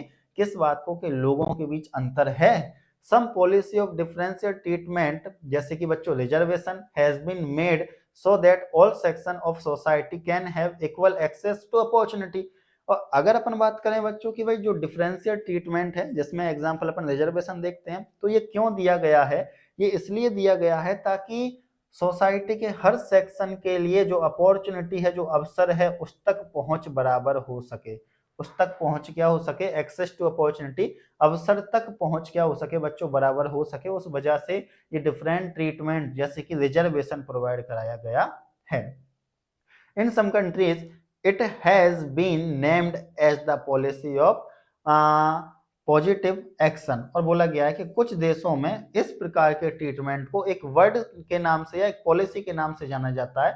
उस पॉलिसी को क्या नाम देते हैं, पॉजिटिव एक्शन। और ये पॉजिटिव एक्शन किन के लिए है, जो सोसाइटी में पिछड़े हुए हैं उनको सोसाइटी की मेन स्ट्रीम से जोड़ने के लिए ये पॉजिटिव एक्शन लिया गया है। इतना याद रखना है बच्चों। कंप्लीट है बच्चों यहाँ तक, चलिए आगे चलते हैं। तो ये डिफरेंट ट्रीटमेंट याद रखना है कि भाई क्यों किया जाता है, एक बात को माइंड में रख करके कि लोगों के बीच में क्या है, अंतर है। इसके अलावा सोसाइटी के सभी सेक्शंस के बीच, सभी सेक्शंस तक जो अपॉर्चुनिटी है, वो अवसर तक उनकी पहुंच आसानी से हो सके। जैसे कि रिजर्वेशन प्रोवाइड कराया गया था कि जो बैकवर्ड है, जो पिछड़े हुए हैं, वो उनको सोसाइटी की मेन स्ट्रीम में लाया जा सके। आगे देखो बच्चों, the purpose of different treatment और privilege is to promote a just and egalitarian society, मतलब सत्तापूर्ण सोसाइटी, समतापूर्ण सोसाइटी बोल सकते हैं। And not to be reestablish the privileged class in the society. बोला गया है भैया कि जो पर्पस है डिफरेंशियल ट्रीटमेंट का, वो पर्पस क्या है, डिफरेंशियल ट्रीटमेंट, अलग अलग प्रकार का जो ट्रीटमेंट है, इसका पर्पस क्या है, इसका पर्पस है प्रमोट करना किसको, न्याय को। किसको प्रमोट करना, न्याय को। इसके साथ साथ में प्रमोट करना समता पूरक समाज का, किसका, समता पूरक समाज का। And not to be reestablish the privileged class in the society. इसका मतलब ये बिल्कुल नहीं है कि समाज में वापस से जो प्रिविलेज, विशेष अधिकार प्राप्त समाज, मतलब विशेष अधिकार प्राप्त क्लास है, उसको वापस से स्थापित करना इसका उद्देश्य नहीं है। इसका उद्देश्य तो क्या है, इसका उद्देश्य तो है समाज में क्या, न्याय स्थापित करना और समता पूरक समाज को बनाना। किसका उद्देश्य है बच्चों, अलग अलग प्रकार का जो ट्रीटमेंट है, डिफरेंशियल ट्रीटमेंट है, इसका उद्देश्य है। कंप्लीट है बच्चों यहाँ तक। मैं आपको एक एक वर्ड बिल्कुल अच्छे से समझाता जा रहा हूँ, ठीक है, आप ध्यान से देखें। अब अगला आता है बच्चों फेमिनिज्म, नारीवाद। इसके बारे में आप 10th क्लास में अच्छे से पढ़ के आए हो, आपको सब पता है बच्चों। तो भाई जो फेमिनिज्म होते हैं उनका क्या मानना है, उनका क्या सोच है, सुनिए कि भाई the belief in social, economic and political equality of both gender. कि भाई जो फेमिनिज्म में विश्वास करते हैं उनका मानना है कि एक तो सोशल, सामाजिक स्तर पर, आर्थिक स्तर पर और राजनीतिक स्तर पर महिलाएं और पुरुष दोनों क्या हो बच्चों, महिलाएं और पुरुष क्या हो, बिल्कुल इक्वल हो, समान हो, याद रखना है। तो फेमिनिज्म क्या कहता है बच्चों कि सामाजिक स्तर पर, आर्थिक स्तर पर और राजनीतिक स्तर पर बोथ जेंडर, महिलाएं और पुरुष जो हैं बच्चों, उनमें क्या रहे, उनमें इक्वलिटी रहे, उनमें समानता रहे। कंप्लीट है बच्चों यहाँ तक। आगे चलें अपन, सुनिए, देखना बच्चों ध्यान से। अगला, the struggle for equal rights by women या women is mainly associated with the feminist movement. कि भाई ऐसा आंदोलन, या अपन कहें कि जब महिलाएं स्ट्रगल करती हैं किस चीज के लिए, इक्वल राइट के लिए, समान अधिकारों के लिए, या अपन ऐसे कहें कि जब समान अधिकारों के लिए महिलाओं के द्वारा स्ट्रगल किया जाता है, तो इस प्रकार के आंदोलन को क्या कहते हैं बच्चों, फेमिनिज्म मूवमेंट, नारीवादी आंदोलन कहा जाता है। क्या कहा जाता है बच्चों, नारीवादी आंदोलन कहा जाता है। कंप्लीट है कि भाई जब महिलाओं के द्वारा इक्वल राइट, समान अधिकारों की प्राप्ति के लिए जो स्ट्रगल किया जाता है, उसी को नारीवादी आंदोलन कहते हैं। ठीक है, और इक्वल राइट किसके बराबर, इक्वल राइट पुरुषों के बराबर इक्वल राइट की बात की गई है। आगे देखिए, privilege like maternity leave are very important for women society. कि भाई अगर बात करें अपन महिलाओं के लिए समाज में, जो मैटरनिटी लीव है वो क्या है, वो बहुत इंपॉर्टेंट एस्पेक्ट है।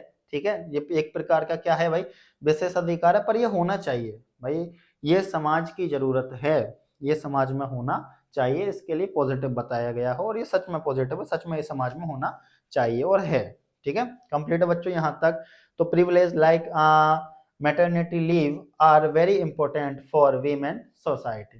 कंप्लीट है बच्चों यहाँ तक। तो मैटरनिटी लीव के बारे में बात कर ली अपन ने, ये समाज में होनी चाहिए। आगे देखिए बच्चों, तो दोनों टॉपिक कंप्लीट है बच्चों। अगला देखो,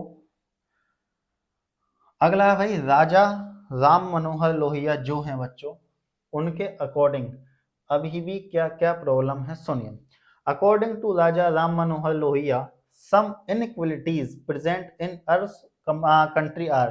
कि भाई राजा राम मनोहर लोहिया जी जो हैं, ये देख सकते हो बच्चों यहाँ पर आप, ठीक है, इनको, जो राजा राम मनोहर लोहिया जी हैं, इनके अनुसार समाज में कुछ इनइक्वलिटीज, कुछ असमानताएं अभी भी हमारे देश में है।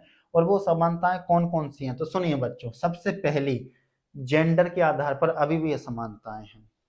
समझ पा रहे हो, जेंडर के आधार पर अभी भी क्या है, असमानताएं हैं। इसके अलावा स्किन कलर को लेकर के अभी भी असमानताएं व्याप्त हैं कहीं ना कहीं। समझ पा रहे हो, इसके अलावा कास्ट को लेकर के अभी भी असमानताएं हैं, इनका कहना ये भी है। ठीक है, आप समझ पा रहे हो समाज में क्या ये व्याप्त हैं, तो आप भी देखते हो बच्चों समाज को रोज। इसके अलावा असमानताएं हैं स्टेटस को लेकर के, कंडीशन को लेकर के, स्थिति को लेकर के। इसके अलावा colonial rule of some countries over other. इसके अलावा कुछ औपनिवेशिक शासन चलाती हैं, मतलब कॉलोनियल रूल बनाती हैं कुछ कंट्री अदर कंट्रीज को। जैसे कि अपन कॉलोनी थे बच्चों 1947 से पहले किसकी, ब्रिटिश गवर्नमेंट की, सिंपल बात। तो बोला गया है कि इसके अलावा कुछ कंट्री ऐसी होती हैं जो क्या करती हैं, जो दबाव डालती हैं, या अपन बोल सकते हैं कि कॉलोनी बनाती हैं, कुल मिला के प्रेशर डालती हैं, गुलाम बनाती हैं, कॉलोनी बनाती हैं, इनसे ये सब बर्डन के लिए यूज कर सकते हैं। तो बोला गया है colonial rule of some countries over other, कि भाई कुछ कंट्री क्या करती हैं, दूसरी कंट्रियों को एज अ कॉलोनी बना लेती हैं। जैसे कि हम भी कॉलोनी थे किसकी, ब्रिटिश गवर्नमेंट की 1947 से पहले। तो ये सब असमानताएं आज भी समाज में व्याप्त हैं। ये कौन कहते हैं, ये कहते हैं राम मनोहर लोहिया जी। ये कौन कहते हैं, राजा राम मनोहर लोहिया जी ये कहते हैं। कंप्लीट है बच्चों यहाँ तक। आगे चलिए, अब सुनिए, आगे देख लेते हैं कुछ और है क्या। कंप्लीट है बच्चों, आपका चैप्टर यहीं तक है ये। ठीक है, तो अपना चैप्टर बच्चों ये कंप्लीट हो चुका है यहाँ तक। और ये 11th क्लास की जो पॉलिटिकल थ्योरी बुक आपने देखी है, उस पॉलिटिकल मतलब आपके पास है, देखिए क्या है आपके पास, जब भी तो आप पढ़ रहे हो। तो जो पॉलिटिकल थ्योरी आपकी बुक है बच्चों, उसका चैप्टर नंबर 3 है बच्चों। ये क्या है, उसका चैप्टर नंबर 3 है। ठीक है, उसका क्या है बच्चों, ये चैप्टर नंबर 3। चैप्टर नंबर 1 हमने कंप्लीट करा दिया, और चैप्टर नंबर 3 भी हमने आज कंप्लीट करा दिया है। अब चैप्टर नंबर 2 जो कि हमने कंप्लीट नहीं कराया, जल्दी ही हम 1 या 2 दिन के अंदर लेकर के आ जाएंगे हमारे ही यूट्यूब चैनल पर। आप जुड़े रहिए हमारे साथ। ठीक है, और लास्ट में तो कहना यही चाहूंगा बच्चों की हैसियत भी आसमान के बराबर होनी चाहिए, हैसियत भी आसमान के बराबर होनी चाहिए, क्योंकि ज़मीन कितने भी महंगी हो कोई ना कोई खरीद ही लेता है। ठीक है बच्चों, तो आज के लिए थैंक यू, धन्यवाद। देखते रहिए, बने रहिए हमारे साथ, मिलते हैं अगली वीडियो में। अभी के लिए थैंक यू, स्वस्थ रहिए, मस्त रहिए, खुश रहिए, धन्यवाद।